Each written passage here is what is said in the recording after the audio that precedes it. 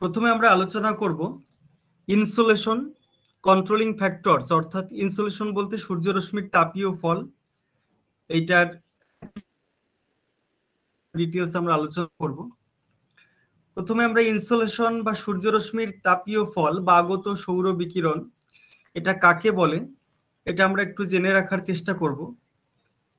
তো প্রথমত solar radiation কাকে বলে দেখো, এখানে আর.জি. Barry and RJ. চোরলে তারা বলছেন যে the amount of energy received by the earth from the sun is called solar radiation। অর্থাৎ যে এনার্জির পরিমাণটা পৃথিবী রিসিভ করে ফ্রম দ্য সান সেটাই হচ্ছে সোলার রেডিয়েশন। ক্যাসফিল্ড তিনি বলছেন radiant energy from the sun the strikes the earth is called insolation a construction of incoming solar radiation. অর্থাৎ বলা হচ্ছে সূর্য থেকে বিকিরিত যে শক্তি যেটা পৃথিবীতে এসে পৌঁছায় সেটাকেই বলা হচ্ছে ইনসোলেশন বা সূর্যরশ্মির তাপীয় ফল। A construction of incoming solar radiation অর্থাৎ আগত সৌর বিকিরণ বলা হচ্ছে বিষয়টাকে। তারপরে দেখো the insolation received by the earth is an short wave form and it hits up earth surface. ক্ষুদ্র তরঙ্গ রূপে আসে এবং পৃথিবী পৃষ্ঠকে উত্তপ্ত করে। The terrestrial radiation is responsible for movement of air current. অর্থাৎ যে বিভিন্ন বায়ু প্রবাহিত হয়, সমুদ্র স্রোত সঞ্চালিত হয়, সমুদ্র স্রোত, বায়ু প্রবাহ সমস্ত কিছুর মূলে রয়েছে কিন্তু এই সৌরশক্তি। এবং এই সৌরশক্তির কারণেই কিন্তু দেখা যাচ্ছে আমাদের পৃথিবীতে প্রাণের উদ্ভব বিকশিত হয়। তারপরে আমরা পরবর্তী যে আলোচনা দেখো ইনসোলেশন ব্যাপারটা এসছে incoming solar radiation. Incoming solar radiation এই যে কথাটা রয়েছে এই কথাটার শর্ট ফর্মই হচ্ছে ইনসোলেশন। ইনকামিং এর ইন, সোলারের সোল এবং রেডিয়েশনের এশন, এই যে এই তিনটে কথা কিন্তু যুক্ত হয়ে গিয়ে কিন্তু ইনসোলেশন কথাটা এসছে। তো intensity of insolation the rate at which insolation is received. অর্থাৎ ইন্টেন্সিটি অফ ইনসোলেশন বলতে যেটা বোঝাচ্ছে যে কি পরিমাণ হারে যে ইনসোলেশন রিসিভ করা হচ্ছে পৃথিবী থেকে সেটাই। এবারে আমরা আরো কতগুলো বিষয় আমরা জেনে রাখার চেষ্টা করব। দেখো এখানে সূর্যের বাইরের দিকের যে উষ্ণতা সেটা হচ্ছে দেখো 6000 ডিগ্রি সেলসিয়াস এবং ভিতরের দিকের যে উষ্ণতা সেটা হচ্ছে 1.5 কোটি ডিগ্রি সেলসিয়াস, 1.5 ক্রোড়। এবারে সূর্য থেকে যে শক্তিটা আসে ম্যাক্সওয়েল তাকে ইলেকট্রোম্যাগনেটিক রেডিয়েশন বা ইএমআর বলে চিহ্নিতকরণ করেছেন। 1860 সালে ম্যাক্সওয়েল এটাকে ইএমআর বা ইলেকট্রোম্যাগনেটিক রেডিয়েশন বলে চিহ্নিত করেছেন। এই ম্যাগনেটিক রেডিয়েশনের মধ্যে বিভিন্ন রে গুলো আছে, ওয়াই রে বা গামা রশ্মি, এক্স রে বা রঞ্জন রশ্মি, ইউভি রে বা অতিবেগুনি রশ্মি, ভিজিবল রে বা দৃশ্যমান রশ্মি যেটাকে ভিপসিওর বলা হয়ে থাকে। বিভিন্ন রে গুলো কিন্তু ইএমআর এর রিজনের মধ্যে রয়েছে, ইলেকট্রোম্যাগনেটিক রেডিয়েশন। এবার সূর্য থেকে যে শক্তিটা নির্গত হয় সেটা কি গতিতে আসে, আগত সৌরশক্তি ক্ষুদ্র তরঙ্গ রূপে যেটা আসে এটা হচ্ছে প্রতি সেকেন্ডে 2,97,000 কিলোমিটার, 2,97,000 কিলোমিটার বেগে আসে, অথবা প্রতি সেকেন্ডে 1,86,000 মাইল বেগে আসে, অথবা প্রতি সেকেন্ডে 3 × 10⁸ মিটার পার সেকেন্ড এই গতিতে আসে। এটাকে আমরা মাইল, কিলোমিটার, মিটার সবকিছুতে আমরা দেখলাম বিষয়টাকে। এবারে দেখো এই যে রে গুলো আছে ইএমআর এর মধ্যে, এই রে গুলো যদি 0.4 মাইক্রোমিটারের কম তরঙ্গ দৈর্ঘ্যযুক্ত হয় তাহলে সেটাকে আমরা শর্ট ওয়েভ, যদি 0.4 থেকে 0.7 মাইক্রোমিটারের মধ্যে হয় তরঙ্গ দৈর্ঘ্য ওয়েভ লেন্থটা তাহলে সেটাকে আমরা ভিজিবল রেডিয়েশন বলি। যদি 0.7 মাইক্রোমিটার অ্যাবভ থাকে তাহলে সেই তরঙ্গ দৈর্ঘ্য রিজনটাকে আমরা লং ওয়েভ রেডিয়েশন বলি। সাধারণত ক্ষুদ্র তরঙ্গে এসে পৌঁছায়, পরবর্তী ক্ষেত্রে ভূপৃষ্ঠ থেকে বৃহৎ তরঙ্গে কিন্তু প্রতিফলিত হয়ে যায়। তো যাই হোক, ইনকামিং সোলার রেডিয়েশন যে ব্যাপারটা রয়েছে এটা কিন্তু সূর্য থেকে যে পরিমাণ শক্তি বিকিরিত হয় সেটার পরিমাণ হচ্ছে 200 কোটি ভাগের 1 ভাগ। 200 কোটি ভাগের 1 ভাগ কিন্তু আমাদের পৃথিবীতে এসে পৌঁছায়। এবং এই 200 কোটি ভাগের 1 ভাগ যে অ্যামাউন্ট, সেই অ্যামাউন্টটা হচ্ছে 1.8 × 10⁻14 কিলোওয়াট। এই পরিমাণটাকে এইভাবে দেখা হচ্ছে। অর্থাৎ পৃথিবী সূর্যের কাছ থেকে যে 200 কোটি ভাগের 1 ভাগ আলোক শক্তি পায় সেটার পরিমাণ হচ্ছে 1.8 ইন্টু 10⁻14 কিলোওয়াট। তো এখানে দেখো ভিজিয়েবল যে রে গুলো সেগুলো মূলত দেখানো হয়েছে। এর ডান দিকে তোমার ওয়েভলেন্থটা কমে যাচ্ছে, বাঁ দিকে হচ্ছে ওয়েভলেন্থ বেশি হয়ে যাচ্ছে। আমরা বলতে পারি গামা রে সব থেকে কম ওয়েভলেন্থ, তারপরে রয়েছে এক্স রে, তারপরে আলট্রাভায়োলেট রে, ইনফ্রারেড, মাইক্রোওয়েভ, রেডিও অর্থাৎ ডান দিক থেকে যতই বাঁ দিকের দিকে যাওয়া যাচ্ছে ওয়েভলেন্থের পরিমাণটা কিন্তু ধীরে ধীরে বাড়ছে। আমরা ভিজিওরের ক্ষেত্রে আমরা দেখি ভায়োলেট, ইন্ডিগো, ব্লু, গ্রিন এই যে বিষয়গুলো দেখি, বেনিয়া, সহকলা। প্রথমে কিন্তু ভায়োলেটটা সব থেকে কম তরঙ্গ দৈর্ঘ্য রয়েছে, ডান দিকে যেটা রয়েছে, আস্তে আস্তে ডান দিক থেকে বাঁ দিকে যতই আমরা যাব তত কিন্তু তরঙ্গ দৈর্ঘ্যটা ধীরে ধীরে বাড়ছে। তো যাই হোক, ইলেকট্রোম্যাগনেটিক যে ওয়েভসটা, যেটা ম্যাক্সওয়েল এটাকে চিহ্নিত করেছেন, সূর্য থেকে যে পরিমাণ শক্তি সেটা নাকি ইলেকট্রোম্যাগনেটিক রেডিয়েশন এই হিসাবে আসে, ইএমআর হিসাবে আসে। এই যে একটা ইলেকট্রোম্যাগনেটিক ওয়েভের ক্ষেত্রে দেখা যায় ম্যাগনেটিক ফিল্ড এবং ইলেকট্রিক ফিল্ড এই দুটোর টানে একটা তোমার ইলেকট্রিক ফিল্ড এবং ম্যাগনেটিক ফিল্ড, দুটো ফিল্ড থাকে এই ইলেকট্রোম্যাগনেটিক ওয়েভের। লাল কালারের যেটা দেখতে পাচ্ছ এটা হচ্ছে ইলেকট্রিক ফিল্ড, এবং এই দিকে যেটা রয়েছে ম্যাগনেটিক ফিল্ড। ইলেকট্রিক ফিল্ড এবং ম্যাগনেটিক ফিল্ডটা এইভাবে থাকে এবং একটা আর একটার সঙ্গে কিন্তু সমকোণে থাকে আর কি বলা যেতে পারে। তো ওয়েভলেন্থ এটা গ্রিক অক্ষর ল্যামডা, এটা হচ্ছে ল্যামডা, এইটার দ্বারা কিন্তু ওয়েভলেন্থটা মূলত দেখা হয়, তরঙ্গ দৈর্ঘ্য পরিমাপে দেখা হয়। এটা মাইক্রোমিটার বা মিউএম এরকম ভাবে দেখানো হয়, মাইক্রোমিটার বা মাইক্রন এই এককে কিন্তু তরঙ্গ দৈর্ঘ্যটা মাপা হয়। বিষয়গুলো আমরা দেখলাম, এবারে আরো কতগুলো বিষয় তোমরা দেখার চেষ্টা করো। এখানে WIEN অর্থাৎ ভিন, উচ্চারণটা ভিন হচ্ছে। তো ভিনের একটা সূত্র রয়েছে ডিসপ্লেসমেন্ট ল, যেটাকে বাংলাতে সরণ সূত্র বলা হয়। এই সূত্র অনুসারে পৃথিবী থেকে যে বিকীর্ণ তাপ সেটার তরঙ্গ দৈর্ঘ্য আগত ইনকামিং সোলার রেডিয়েশনের যে ওয়েভলেন্থ সেটার থেকে 20 গুণ বেশি হয়। মানে ইনকামিং সোলার রেডিয়েশনের থেকে টেরেস্ট্রিয়াল সোলার রেডিয়েশনটা 20 গুণ বেশি হয় ভিনের সরণ সূত্র অনুযায়ী, এটাই বলা হচ্ছে। এবং এখানে এই সরণ সূত্র অনুসারে বলা হচ্ছে যে 10 মাইক্রোমিটার অর্থাৎ সরণ সূত্রের যে নীতি সেটা অনুসারে 10 মাইক্রোমিটারের কম ইনফ্রারেড রে অর্থাৎ ইনফ্রারেড রে এর মাধ্যমে কিন্তু পৃথিবী তাপ বিকিরণ করে। এটা মূলত 10 মাইক্রোমিটারের কম তরঙ্গ দৈর্ঘ্যের তাপ বিকিরণ হয়, এটাই মূলত টেরেস্ট্রিয়াল রেডিয়েশন বা পার্থিব বিকিরণ। তো যাই হোক, পার্থিব বিকিরণটা 10 মাইক্রোমিটারের কম হয়ে থাকে, এখানে আমরা বিষয়টা জানলাম।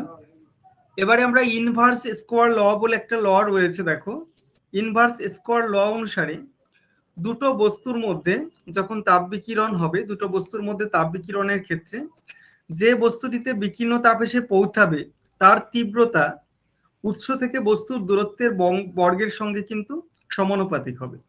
এখানে আই ফর ইন্টেন্সিটি বা তীব্রতা, আই 1/ডিভাইডেড বাই ডি স্কোয়ার। এখানে ডি স্কোয়ার মানে ডি এখানে ডিস্টেন্স, অর্থাৎ দুটো বস্তু থেকে ধরো তাপ বিকিরণ হচ্ছে, এখানে পৃথিবী বা সূর্যকে আমরা যদি ধরি, পৃথিবী থেকে সূর্যের দূরত্ব হচ্ছে তোমার 14.9 কোটি কিলোমিটার, পৃথিবী এবং সূর্যের গড় দূরত্ব প্রায় 15 কোটি কিলোমিটার। তো তার জন্য কিন্তু এটা বর্গের ব্যস্তানুপাতিক হয়েছে, এই সূত্র অনুযায়ী ইনভার্স স্কোয়ার ল অনুযায়ী কিন্তু এটাই বলা হয়েছে। এবং পৃথিবীতে আগত যে বিকীর্ণ তাপ, এই বিকীর্ণ তাপের তীব্রতা কিন্তু এই ইনভার্স স্কোয়ার ল এর উপর কিন্তু প্রতিষ্ঠিত। তো যাই হোক, বিষয়গুলো আমরা দেখলাম। তো এবারে আমরা যেটা দেখব সোলার কনস্ট্যান্ট অর্থাৎ সৌর ধ্রুবক। সৌর ধ্রুবক কাকে বলে? বায়ুমণ্ডলের উপরিভাগে সৌর বিকিরণের যতটুকু অংশ প্রতি একক সময়ে লম্বভাবে কোনো স্কোয়ার ইউনিট সমতলে পতিত হয় সেটাকেই বলা হচ্ছে সোলার কনস্ট্যান্ট বা সৌর ধ্রুবক। সোলার কনস্ট্যান্টের যে অ্যামাউন্টটা রয়েছে সেটা হচ্ছে 2 ক্যাল অর্থাৎ ক্যালোরি পার বর্গ সেমি পার মিনিট। প্রতি মিনিটে প্রতি বর্গ সেমি ক্ষেত্রের উপর 2 ক্যালোরি সোলার কনস্ট্যান্ট হয়। আর প্রতি স্কোয়ার মিটার ক্ষেত্রের উপর এই পরিমাণটা 1.396 কিলোওয়াট। মেজারমেন্ট ইনস্ট্রুমেন্ট অর্থাৎ এই যে সোলার কনস্ট্যান্টটাকে মেজারমেন্ট বা পরিমাপ করা হয় যে যন্ত্রের মাধ্যমে সেটা হচ্ছে পাইরোহেলিওমিটার, এটা জেনে রাখবেন। পাইরোহেলিওমিটার যন্ত্রের সাহায্যে কিন্তু এই সোলার কনস্ট্যান্টটাকে পরিমাপ করা হয়। এবং এই সোলার কনস্ট্যান্টটা কোনো সময় বাড়ে কোনো সময় কমে, এটা বিভিন্ন বিষয়গুলো নিয়ন্ত্রণ করে থাকে, যেমন তোমার সৌর বিস্ফোরণের তারতম্য, তারপরে তোমার আরো বিভিন্ন বিষয়গুলো রয়েছে পৃথিবীতে আবহাওয়ার ফলে উত্তাপের যে তারতম্য লক্ষ্য করা যায়। এছাড়া আরো কতগুলো বিষয় রয়েছে যেগুলো নিয়ন্ত্রণ করে থাকে, অক্ষাংশীয় অবস্থান, তারিখ, দিনের কোন সময়ে এটা মাপা হচ্ছে, সেগুলো বিষয়ের উপর আবার শীতের থেকে যেমন গ্রীষ্মকালে বেশি থাকে প্রখরতা, এই সমস্ত বিষয়গুলোর উপর ডিপেন্ড করে। আচ্ছা, এবারে আমরা আলোচনা করব factors controlling the distribution of insolation, অর্থাৎ সূর্যরশ্মির তাপীয় ফল এইটার উপর কোন কোন ফ্যাক্টরগুলো কাজ করছে। প্রথমে আমরা দেখব angle of incidence of sun rays, অর্থাৎ সূর্যরশ্মির আপতন কোণ, সূর্যরশ্মি যে কোণে আপতিত হয় পৃথিবী পৃষ্ঠের দিকে আসে, এবং এর যে সূর্য আকাশের কোথায় অবস্থান করবে তার উপর নিশ্চয়ই মানে সূর্যরশ্মির পতন কোণটা নির্ভর করে তার উপরই। লম্বভাবে পতিত রশ্মির ক্ষেত্রে বেশি সূর্যরশ্মির তাপটা বেশি পায়, এবং তির্যকভাবে পতিত হলে তাপটা কিন্তু কম পায়, বিষয়গুলো আমরা জানি। এবং সূর্যরশ্মির যে আপতন কোণ সেটাকে পরিমাপ করার জন্য দেখো একটা সূত্র রয়েছে আইএইচ মানে হচ্ছে সমতল ভূমির উপর আপাত সৌরশক্তি, আর I0 মানে হচ্ছে এখানে solar constant, sine D for আলোক রশ্মি এবং সমতল ভূমির মধ্যে সৃষ্ট যে কোণ, ডি মানে এখানে কোণটাকে ধরা হচ্ছে, আলোক রশ্মি এবং সমতল ভূমির উপর যে কোণটা তৈরি করে সেটা হচ্ছে ডি। তো এইভাবে কিন্তু পরিমাপ করা হচ্ছে এই সূত্রের মাধ্যমে। এবারে আমরা দেখব duration of the solar radiation, অর্থাৎ সূর্যরশ্মির তাপীয় ফলের যে সময়কাল সেটাও নির্ভর করছে। আমরা জানি নিরক্ষীয় অঞ্চলে সারা বছর দিন রাত্রি দৈর্ঘ্য সমান থাকে বা একই থাকে, সূর্যরশ্মির বার্ষিক তারতম্য খুব বেশি হয় না। এখানে ইনসোলেশনের পরিমাণটা নিরক্ষীয় অঞ্চলে বেশি হবে, আস্তে আস্তে মেরুর দিকে কমতে থাকবে। ল্যাটিটিউড অনুযায়ী দেখো এখানে ইনসোলেশনের পরিমাণটা দেখানো হয়েছে, 0 ডিগ্রিতে 100% ইনসোলেশন, যতই ল্যাটিটিউড বাড়ছে ততই কিন্তু ইনসোলেশনের পরিমাণটা কমে যাচ্ছে। এটার কারণ হচ্ছে নিরক্ষীয় অঞ্চলে সূর্যরশ্মি লম্বভাবে পতিত হয়, এবং যতই মেরুর দিকে যাওয়া যায় এই লম্বভাবে পতিত রশ্মির তির্যকতা ধীরে ধীরে বাড়তে থাকে। এবারে আরেকটা টেবিল তোমরা দেখতে পাচ্ছ, longest possible duration of insolation. এখানে আমরা দেখতে পাচ্ছি যে বিভিন্ন অক্ষাংশ অনুসারে দিনের দৈর্ঘ্য কেমন হচ্ছে বা ডে লাইট কতটা পাচ্ছে, বিষয়গুলো এখানে দেখানো হয়েছে।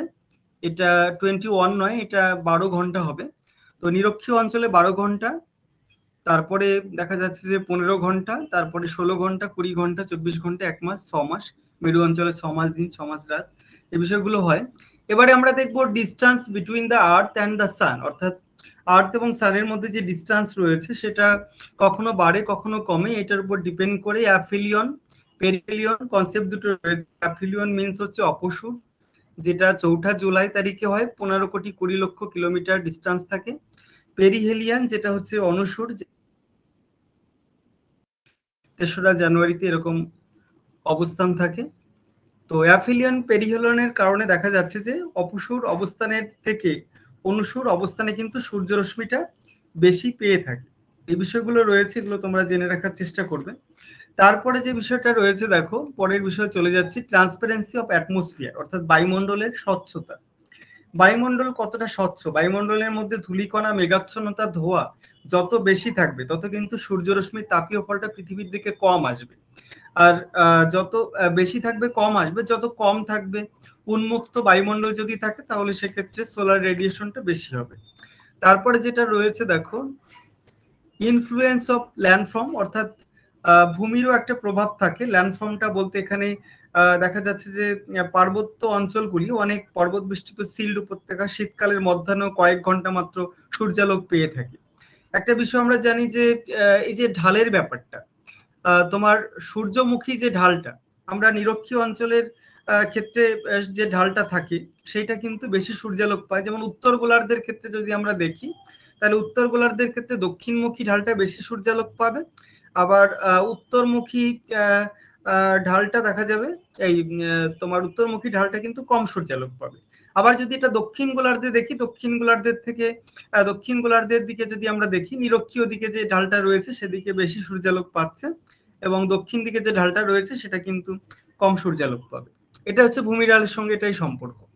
এবারে দেখো energy interaction with atmosphere and earth surface, অর্থাৎ পৃথিবীর পৃষ্ঠ এবং অ্যাটমসফিয়ারের মধ্যে যে এনার্জি ইন্টারাকশন চলে বিষয়গুলো একটু আলোচনা করার চেষ্টা করছি। দেখো প্রথমত যে বিষয়টা রয়েছে, দেখো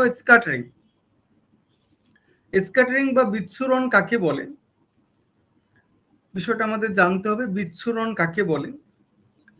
বিচ্ছুরণ ব্যাপারটা কি? বিচ্ছুরণ ব্যাপারটা হচ্ছে সূর্যরশ্মির যে ক্ষুদ্র তরঙ্গের যে বিভিন্ন রশ্মিগুলো, এটা সাধারণত একদম ক্ষুদ্রাতি ক্ষুদ্র রশ্মিগুলো যেটা অতি সূক্ষ্ম ধূলিকণা দ্বারা চারিদিকে ছড়িয়ে পড়ে রেডিয়েশনটা।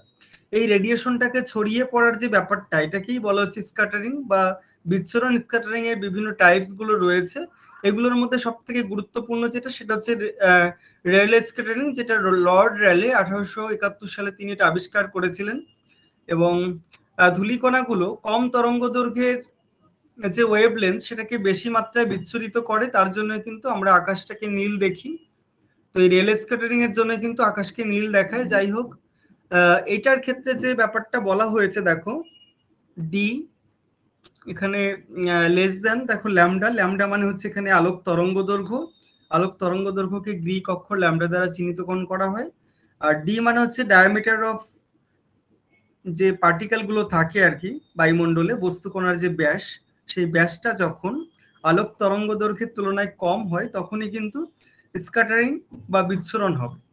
দেখো এখানে ওয়েভলেন্থটার থেকেও কিন্তু এই বস্তুকণার ব্যাসটা ছবির মাধ্যমে দেখানো হয়েছে। এই ওয়েভলেন্থটা, যেটা ওয়েভলেন্থ রয়েছে দুটো তরঙ্গ শীর্ষের মধ্যবর্তী যে দূরত্ব, এইটার থেকেও কিন্তু ডায়ামিটার অফ এই যে এরোসেলের যে ডায়ামিটার, সেটা কিন্তু কম রয়েছে। তো তার জন্য এই অনুকূল পরিবেশে আমরা বলতে পারি এখানে কিন্তু স্ক্যাটারিং ঘটবে। কিন্তু এইটা যদি মানে উল্টো হয়ে যায়, অর্থাৎ এই ওয়েভলেন্থের থেকে বস্তুকণা যদি ব্যাস যদি বেশি হয়ে যায়, তাহলে সেক্ষেত্রে স্ক্যাটারিং ঘটবে না। সেক্ষেত্রে কি ঘটবে? সেক্ষেত্রে রিফ্লেকশন ঘটবে, অর্থাৎ প্রতিফলন ঘটবে। প্রতিফলনের মেইন শর্ত হচ্ছে বস্তুকণার ব্যাস যদি আলোক তরঙ্গ দৈর্ঘ্যের তুলনায় অধিক হয়।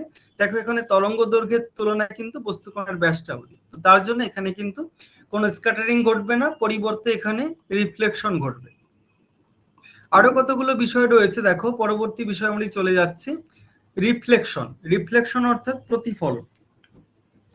প্রতিফলনটা নির্ভর করছে প্রতিফলক কেমন হবে, সেটা নিয়মিত প্রতিফলক হবে না বিক্ষিপ্ত প্রতিফলক হবে, এটার উপর কিন্তু নির্ভর করছে। তো তার উপর প্রতিফলকের উপর ডিপেন্ড করে প্রতিফলনকে দুটো ভাগে ভাগ করা যায়। একটা হচ্ছে রেগুলার আর স্পেকুলার রিফ্লেকশন, অর্থাৎ নিয়মিত প্রতিফলন যেটা রয়েছে।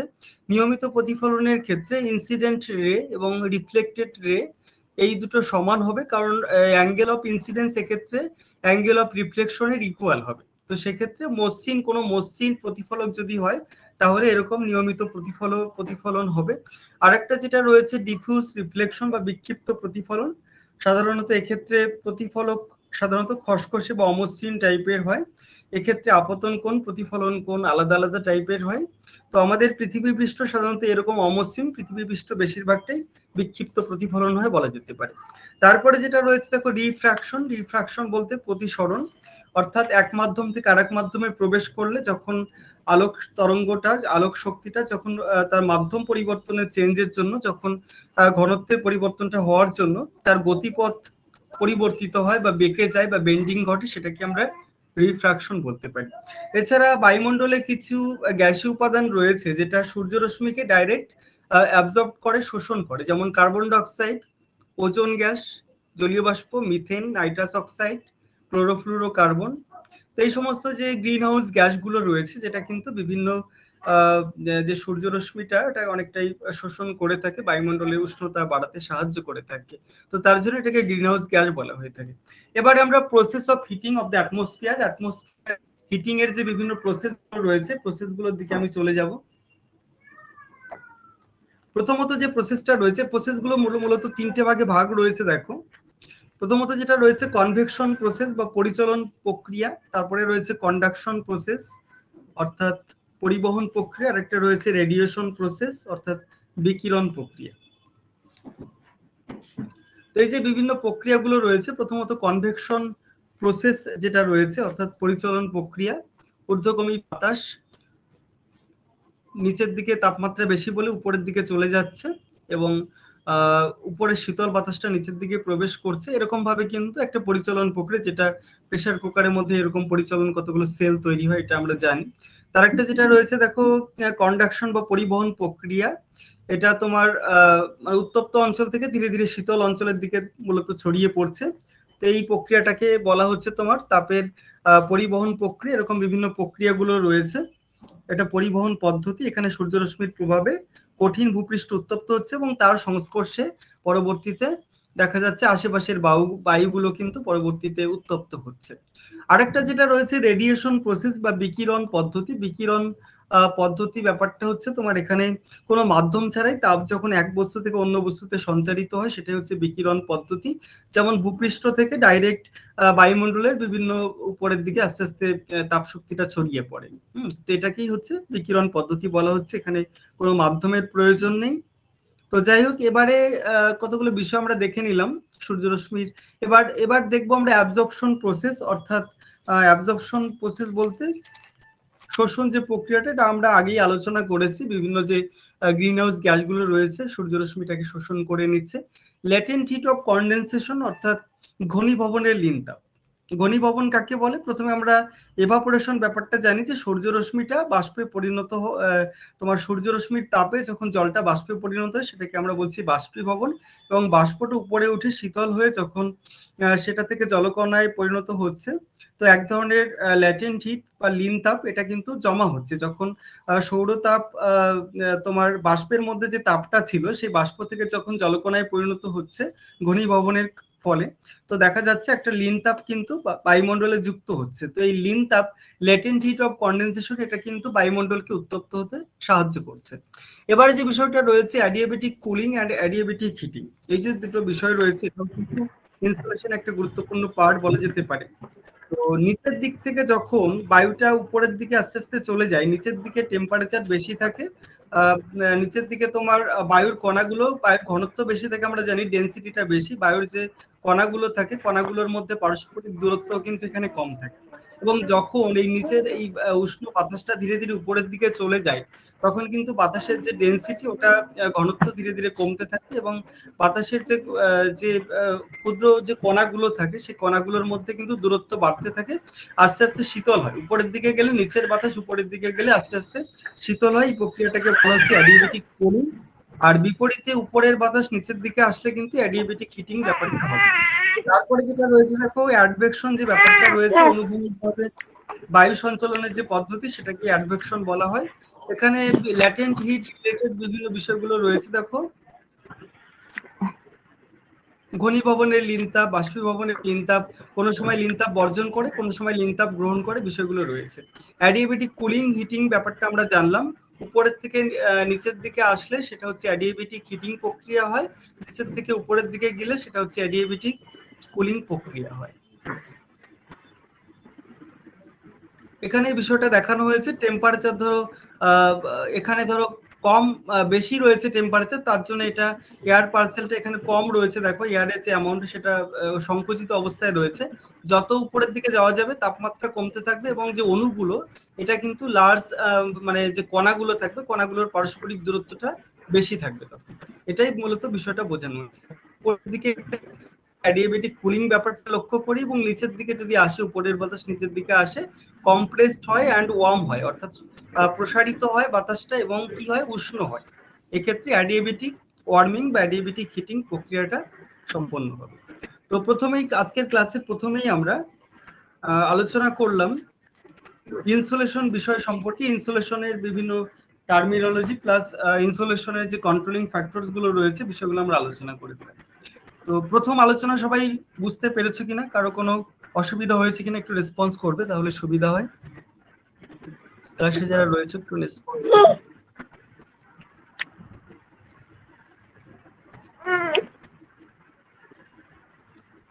এখানে আনমিউট করে বলবে তোমরা ঠিকঠাক।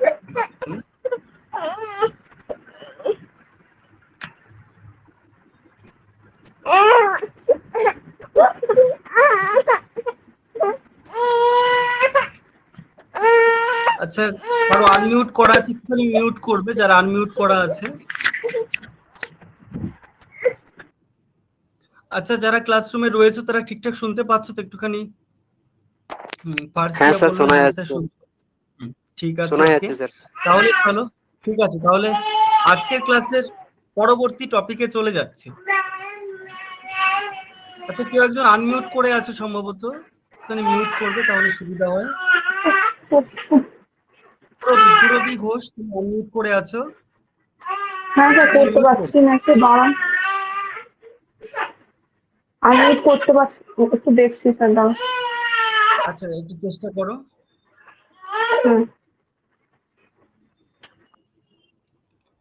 আচ্ছা, বায়ুমণ্ডলের তাপ বাজেট এই বিষয়টা এবার চলে যাচ্ছি আমরা। দেখো, heat budget of the atmosphere.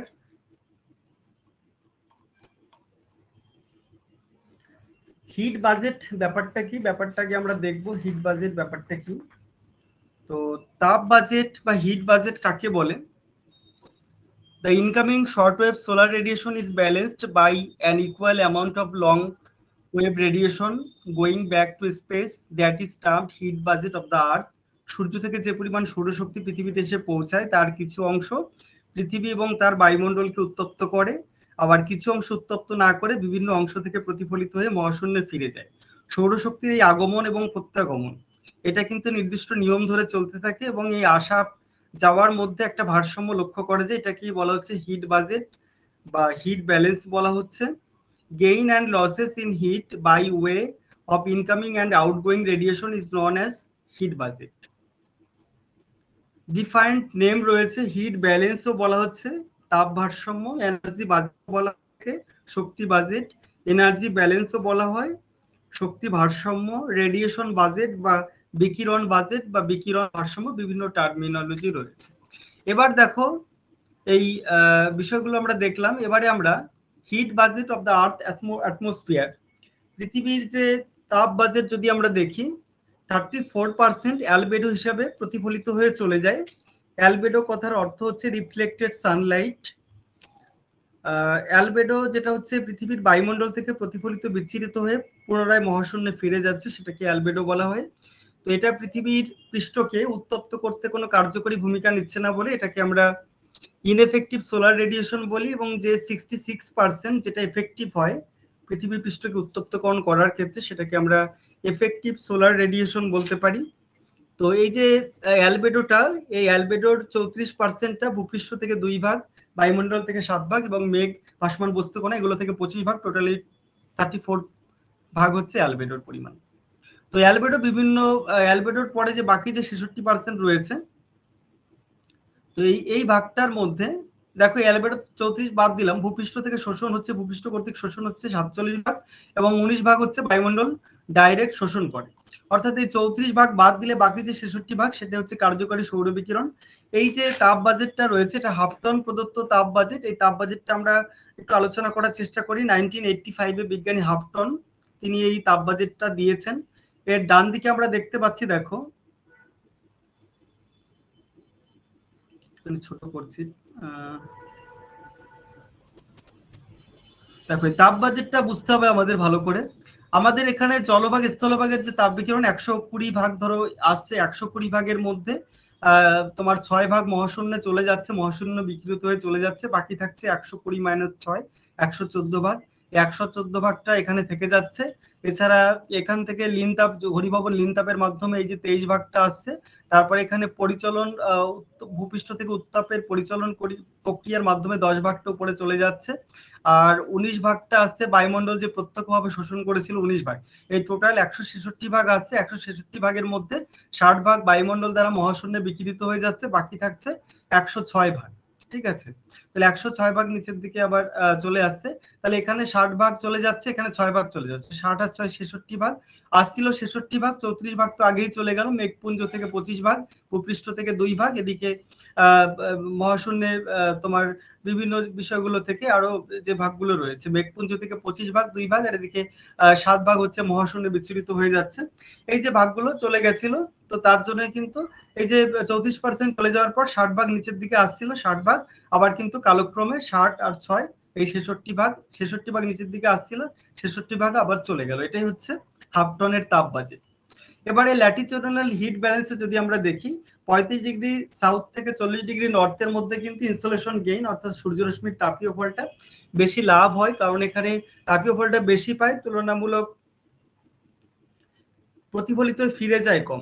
কিন্তু 35 ডিগ্রি সাউথ থেকে 90 ডিগ্রি সাউথ এবং 40 ডিগ্রি নর্থ থেকে 90 ডিগ্রি নর্থ ওই অক্ষাংশে কিন্তু দেখা যাচ্ছে যে ইনসুলেশনটা লস হচ্ছে, অর্থাৎ এখানে আগমনটা কম হচ্ছে, প্রত্যাবর্তনটা বেশি হচ্ছে।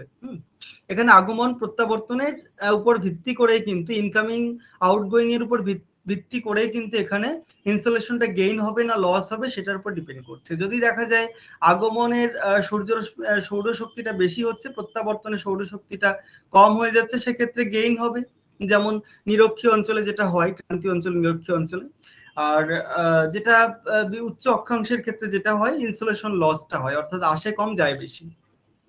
ল্যাটিচিউডাল হিট ব্যালেন্সের ক্ষেত্রে বিভিন্ন বিষয়গুলো তোমরা জেনে রাখার চেষ্টা করবে। অক্ষাংশ ভেদে তাপীয় সমতাটা এভাবেই রক্ষিত হয়। অক্ষাংশ ভেদে তাপীয় সমতাটা না হওয়ার জন্য যদি না হতো তাহলে দেখা যেত অঞ্চলটা কিন্তু আরো বেশি উষ্ণ হয়ে যেত, প্রায় 14 ডিগ্রি উষ্ণ হয়ে যেত নিরক্ষরেখা। আবার উত্তর মেরু দক্ষিণ মেরু এগুলো দেখা যেত যে আরো অনেক শীতল হয়ে যেত, 25 ডিগ্রি সেলসিয়াস শীতল হয়ে যেত। তো তার জন্য কি হয়, এটা হয় না, কারণ হচ্ছে নিরক্ষীয় অঞ্চলের যে বাড়তি উত্তাপটা সেটা কিন্তু মেরু অঞ্চলের দিকে চলে যায় এবং মেরু অঞ্চলের যে শীতলতা নিরক্ষীয় অঞ্চলের দিকে চলে আসে। তো এইভাবেই কিন্তু তাপীয় একটা সমতা বজায় থাকে, এটাইকেই আমরা কিন্তু ল্যাটিচিউডাল হিট ব্যালেন্স আমরা বলতে পারি। আচ্ছা, এবারে আমরা পরের আলোচনায় চলে যাব। পরের আলোচনায় আমরা যেটা আলোচনা করব হিট বেল্ট, তাপ বলয় বিষয়টা আমরা আলোচনা করব। দেখো, হিট বেল্টস বা তাপ বলয় বা তাপমণ্ডল, ঠিক আছে, তাপমণ্ডল কাকে বলে? দেখো, আমরা জানি নিরক্ষরেখায় সারা বছর সূর্যরশ্মি লম্বভাবে পতিত হয়, প্রায় লম্বভাবে পতিত হয়, এবং সারা বছর ধরে এখানে সৌরতাপটা বেশি পায়। নিরক্ষরেখা থেকে যতই উচ্চ অক্ষাংশের দিকে যাওয়া যায়, অক্ষাংশ যতই বাড়তে থাকে নিরক্ষরেখা থেকে, ততই কিন্তু দেখা যাচ্ছে উত্তাপের পরিমাণটা ধীরে ধীরে কমতে থাকে। তো এই পরিমাণটা হচ্ছে প্রতি 1 ডিগ্রি ল্যাটিচিউড বাড়লে 0.28 ডিগ্রি সেলসিয়াস হারে টেম্পারেচার ডিক্রিজ হতে থাকে। এটা হচ্ছে পরিমাণ।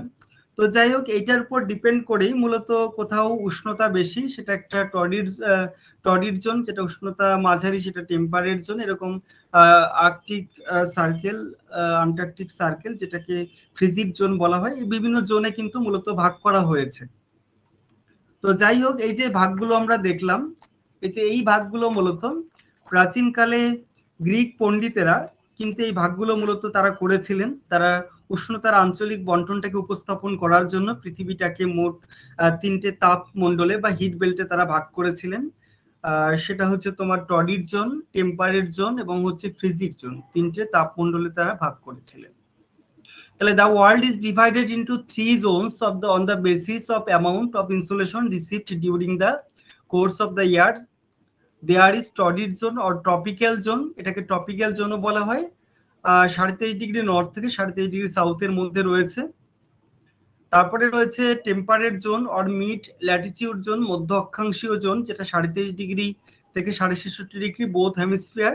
ফ্রিজিড জোন অর পোলার জোন, যেটা 66.5 থেকে 90 ডিগ্রি নর্থ সাউথ অব্দি রয়েছে, ফ্রিজিড জোন বা হিমমণ্ডল বা মেরুমণ্ডল। তো যাই হোক, এই বিষয়গুলো আমরা দেখলাম। এবারে আমরা টরিড জোন সম্পর্কে বিস্তারিত আলোচনা করব, উষ্ণ মণ্ডল সম্পর্কে আমরা বিস্তারিত জানার চেষ্টা করব।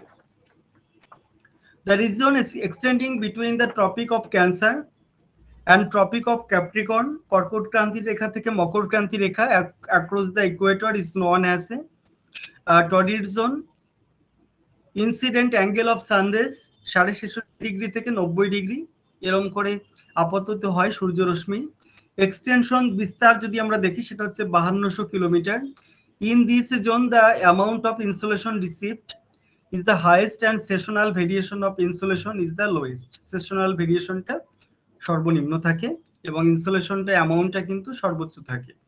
তারপরে যেটা রয়েছে every place received maximum and minimum insolation twice a year, বছরের 2টো দিন প্রত্যেকটা অঞ্চলেই কিন্তু বেশি বা কম এরকম 2টো দিন হয়, বেশি পাই কোনোদিন কম পাই। অ্যানুয়াল এভারেজ টেম্পারেচার যদি আমরা দেখি 27 degree Celsius, annual average rainfall যদি আমরা দেখি 150 থেকে 300 সেন্টিমিটার। তো টর্রিড জোনটা বুঝতেই পারছো 23.5 ডিগ্রি থেকে 23.5 ডিগ্রি সাউথের মধ্যে রয়েছে উষ্ণমণ্ডল। তো উষ্ণমণ্ডলের মধ্যে অ্যানুয়াল রেঞ্জ অফ টেম্পারেচার যদি আমরা দেখি, অর্থাৎ বার্ষিক উষ্ণতার যে প্রসর সেটা হচ্ছে 2 থেকে 3 ডিগ্রি সেলসিয়াস, খুবই কম।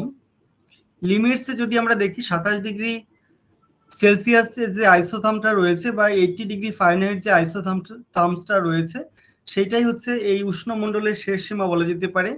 And summer persist round of the year, সারা বছরই মূলত গরমকাল থাকে।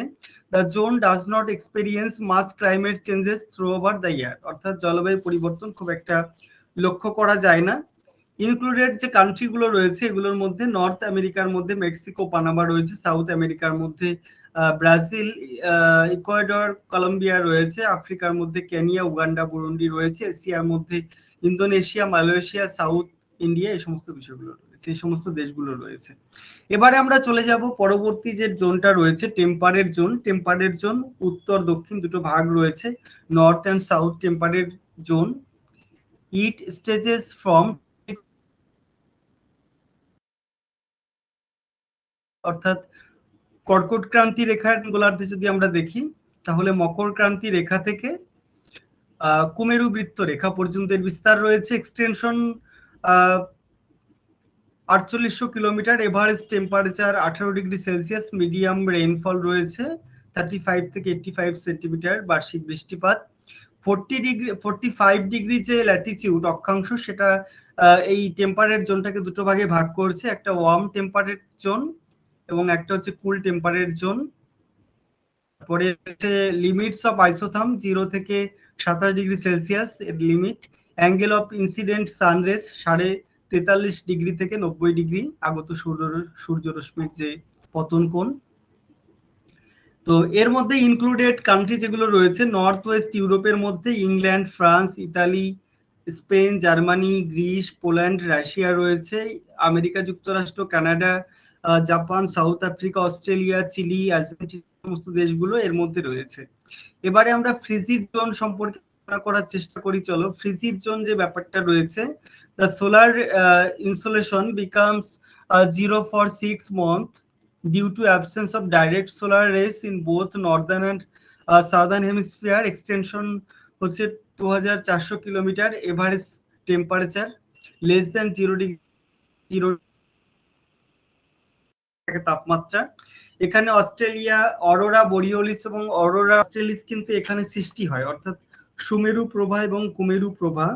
সুমেরু প্রভাটাকে ইংলিশে অরোরা বোরিওলিস বলা হয় এবং কুমেরু প্রভাটাকে অরোরা অস্ট্রেলিস বলা হয়। তো সুমেরু এবং কুমেরু অঞ্চলে যখন একটানা 6 মাস রাত থাকে তখন তড়িদাহত অণুর চৌম্বক বিক্ষেপে কিন্তু যথাক্রমে এই অরোরা অস্ট্রেলিস এবং অরোরা বোরিওলিস এই দুটো ব্যাপার কিন্তু সৃষ্টি হয়। ইনক্লুডেড কান্ট্রিগুলোর মধ্যে রয়েছে একদম মেরু অঞ্চলে যে দেশগুলো রয়েছে Norway, Sweden, Finland, north Canada, north Russia, Alaska, Greenland, Antarctica, এই সমস্ত দেশগুলো কিন্তু এর মধ্যে রয়েছে। এবারে আমাদের লাস্ট যে আলোচনা আজকের ক্লাসে সেটাই আমরা চলে যাব। দেখো, লাস্ট আলোচনা হচ্ছে উষ্ণতার বন্টন, অর্থাৎ horizontal and vertical distribution of temperature, এটাই এখন আমরা আলোচনা করব। প্রথমে আমরা আলোচনা করব হরাইজন্টাল ডিস্ট্রিবিউশন অফ টেম্পারেচার সম্পর্কে, পরে আমরা চলে যাব ভার্টিক্যাল ডিস্ট্রিবিউশন অফ টেম্পারেচার সম্পর্কে। তো প্রথমে আমরা তাপমাত্রার যে অনুভূমিক বন্টনে আমরা চলে যাব। দেখো,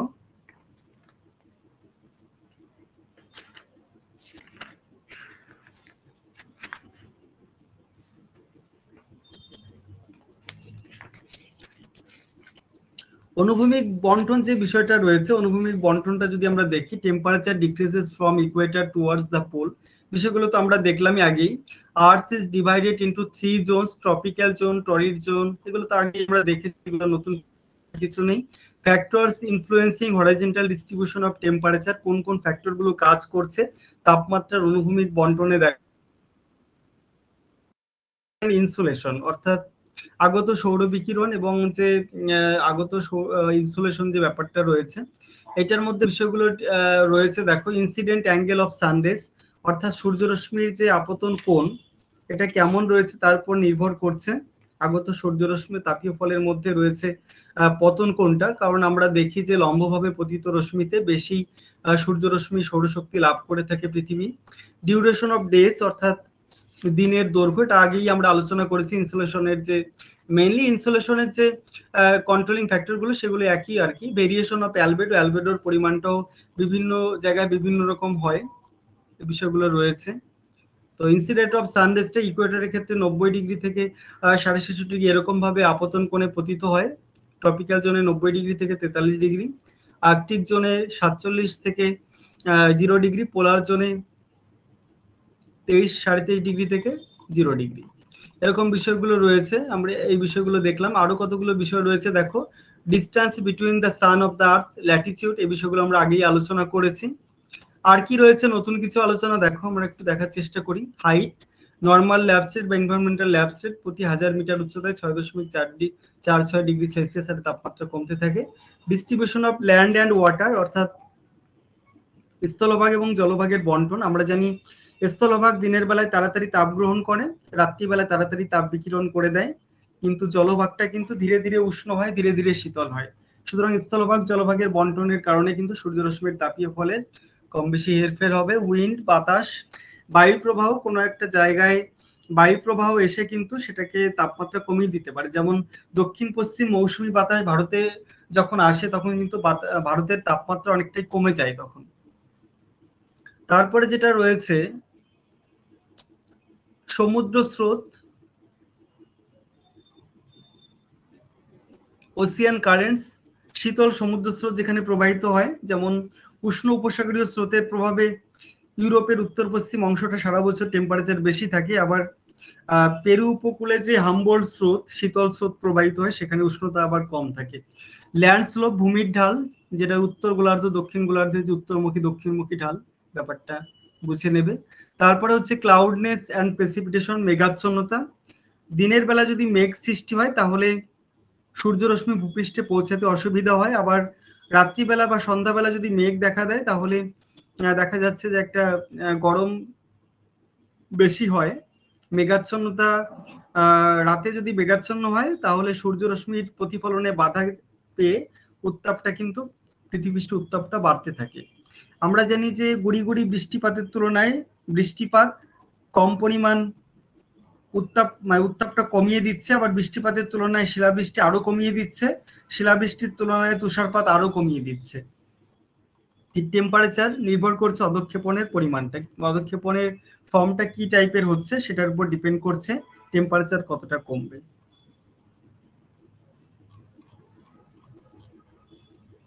এবারে আমরা horizontal distribution of sessional temperature অর্থাৎ অনুভূমিক বন্টন, এটা যদি আমরা বিভিন্ন ঋতুভিত্তিক তাপমাত্রার যে অনুভূমিক বন্টন বা তাপমাত্রার অনুভূমিক বন্টনের যে ঋতুভিত্তিক বৈচিত্র্য, এটা যদি আমরা দেখি, আমরা জানি জানুয়ারি মাস হচ্ছে শীতলতম মাস এবং জুলাই মাস এটা হচ্ছে উষ্ণতম মাস আমাদের উত্তর গোলার্ধের ক্ষেত্রে, দক্ষিণ গোলার্ধের ঠিক এর বিপরীত।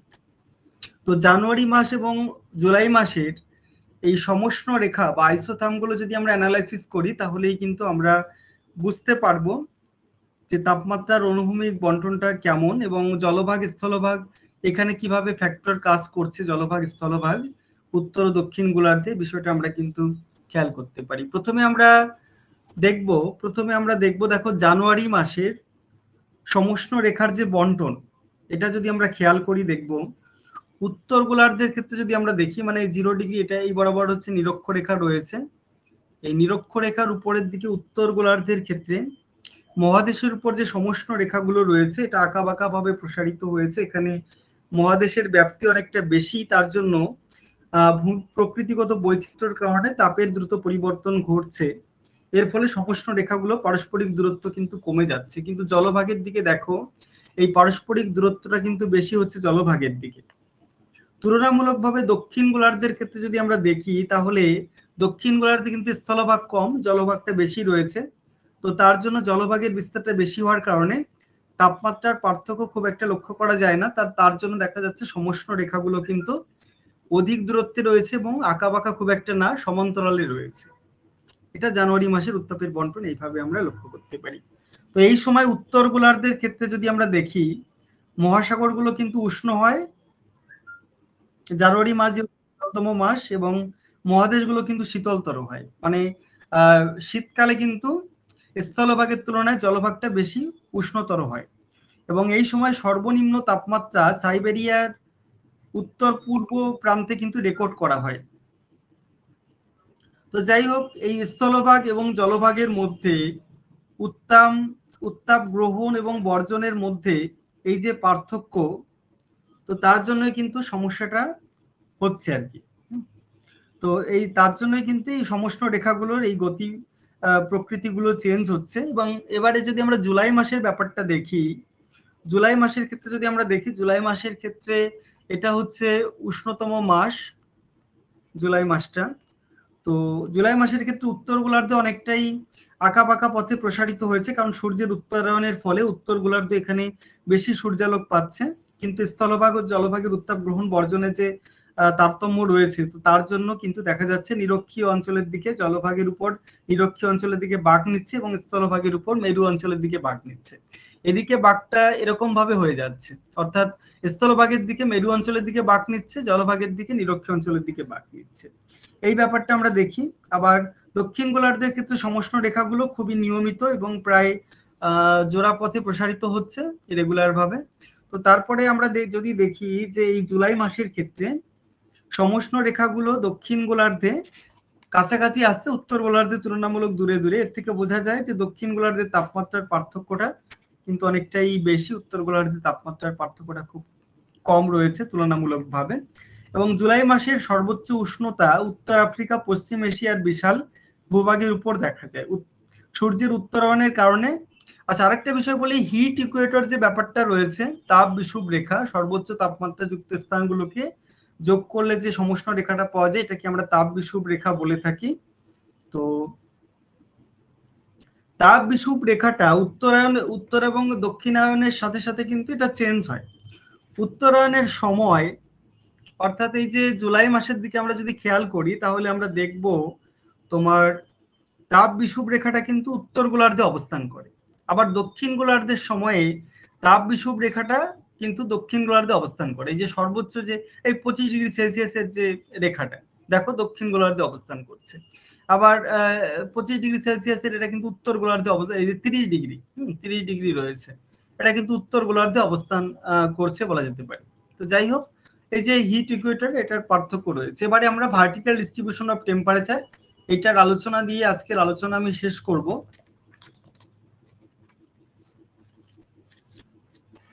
তাপমাত্রার উলম্ব বন্টন, এটা আমরা বায়ুমণ্ডলের যে বিভিন্ন স্তরগুলো রয়েছে, ওই স্তরগুলো দেখে কিন্তু আমরা বুঝতে পারি তাপমাত্রার উলম্ব বন্টন কিভাবে হচ্ছে, উপরের দিকে তাপমাত্রা বাড়ছে না কমছে, বিষয়গুলো আমরা কিন্তু বায়ুমণ্ডলের স্তর বিন্যাস যখন পড়েছি তখনই কিন্তু বিষয়টা আমাদের ক্লিয়ার হয়ে গেছে। তাও আরেকবার তোমাদের বলে দিচ্ছি, ট্রপোস্ফিয়ার বায়ুমণ্ডলের সর্বনিম্ন স্তর, যার হাইট হচ্ছে এভারেজ হাইট 12 কিলোমিটার, ইকুয়েটরে 16 কিলোমিটার, পোলারে 8 কিলোমিটার।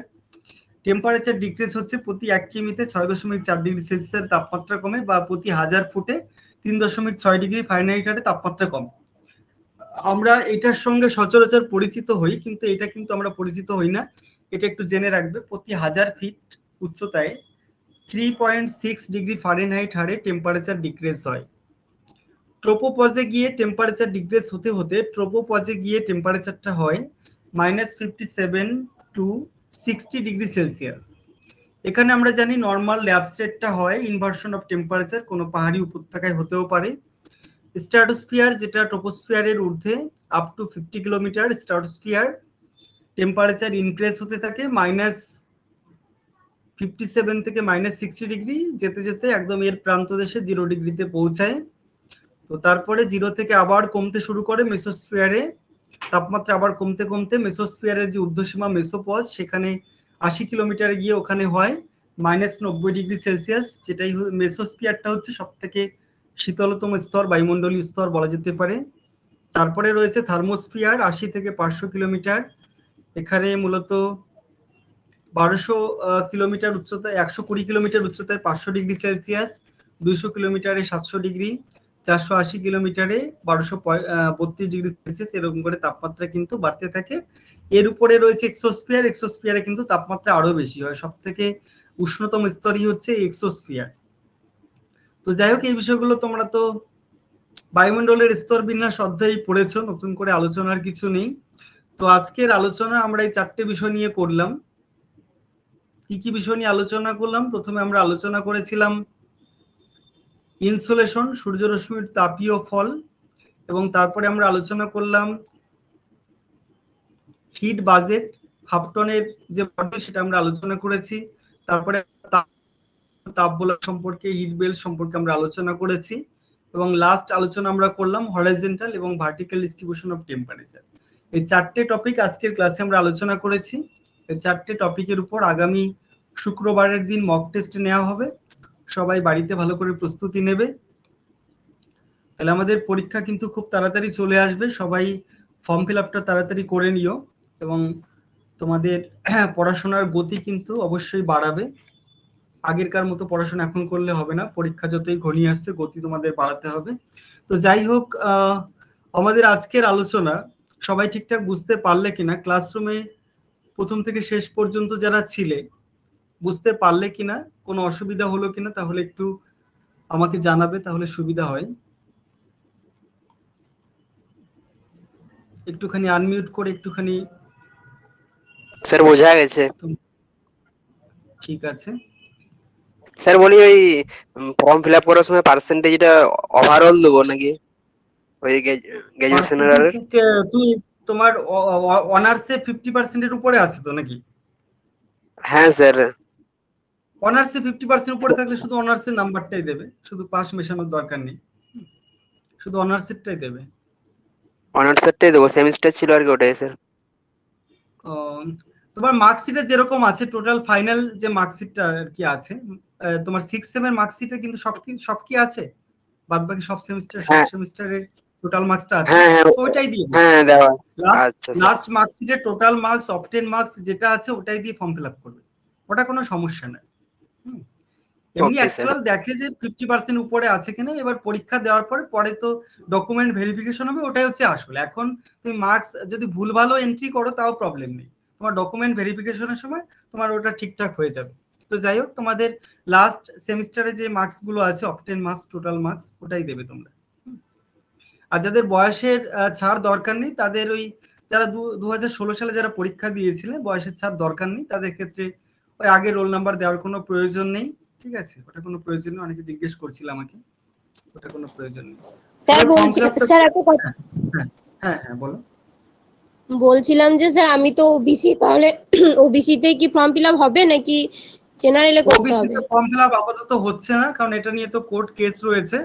ওবিসি যারা রয়েছে তারা জেনারেল হিসাবে ফর্ম ফিল আপ করো, ওবিসির জন্য কোনো টাকার কোনো ছাড় পাওয়া যাচ্ছে না। জেনারেল যে টাকা লাগছে একই পরিমাণ টাকা দিয়ে তোমাকে ওখানে জাস্ট এসসি এসটি রয়েছে আর আদার্স কাস্ট রয়েছে। জেনারেল ওবিসি স্যার আদার্সে করব নাকি জেনারেলে করব?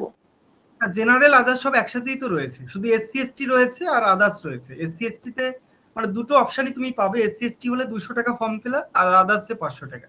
আদার্স এর মধ্যে জেনারেল ওবিসি যা কিছু আছে, এসসি এসটি বাদ দিয়ে সবই আদার্স এর মধ্যে পড়ে যাবে। আচ্ছা আচ্ছা ঠিক আছে, ওটা জিজ্ঞেস করছি। ঠিক আছে, আর কোনো কোশ্চেন থাকলে একটু জিজ্ঞেস করতে পারো, কারো কোনো ইনকোয়ারি থাকলে।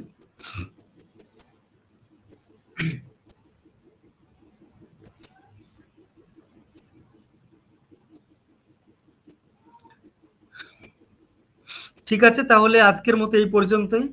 সবাইকে শুভরাত্রি জানিয়ে আজকের ক্লাস তাহলে আমি এখানেই শেষ করছি।